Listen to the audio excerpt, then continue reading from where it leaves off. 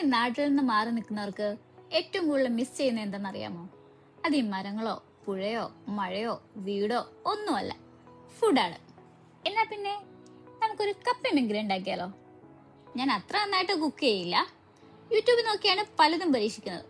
പക്ഷെ മീൻകറി അല്ലേലും കോട്ടയംകാട് മീൻകറിയെ പറ്റി പറയണ്ടല്ലോ. പണ്ട് നാട്ടിലായിരുന്ന ടൈമില് ഞാൻ കപ്പ കഴിക്കില്ലായിരുന്നു.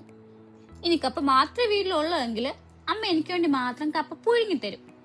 എന്നിട്ട് നല്ല കാന്താരിമുളകും കൊച്ചുള്ളിയും ഉപ്പും കൂടെ കൂട്ടി ഇടിച്ച് അതിൽ കട്ട തൈരോ നല്ല വെളിച്ചെണ്ണ ഒഴിച്ച് ഇളക്കി ഈ വെന്ത കപ്പയുടെ ഒരു കഷ്ണവും ഈ ചമ്മന്തി മുക്കി ഒന്ന് കഴിച്ചാൽ കൂടെ ഒരു കട്ടനും, അതാണ് അതിന്റെ കോമ്പിനേഷൻ.